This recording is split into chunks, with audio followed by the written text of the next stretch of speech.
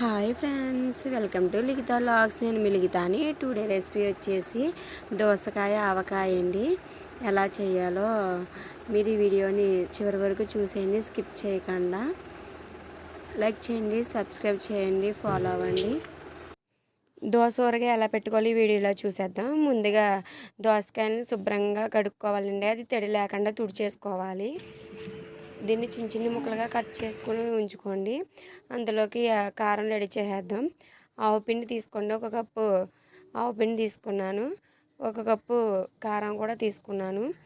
Salt హెల్తీగా తీసుకోవాలండి. ఉప్పు సరిపోని వేసుకోవచ్చు, ఎక్కువైతే మళ్ళీ కష్టం కదండి.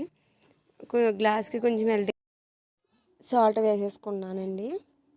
వీటన్నిటిని మొత్తం మిక్స్ చేసుకోండి, బాగా కలుపుకోండి.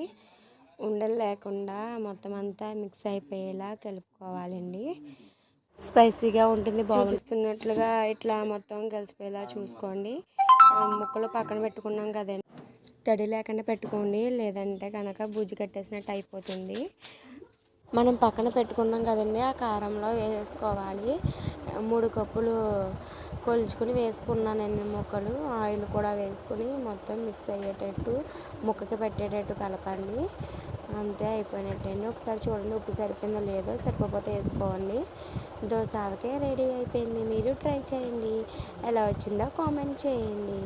ఇది చాలా బాగుంటుంది. ఇంచాక మనకి ఒక్కొక్కసారి మనకి వంట చేయడానికి కూరలు ఏమీ ఉండవు, అలాంటప్పుడు ఇలా వాడుకోవచ్చు. ట్రై చేయండి, బాగుంటుంది.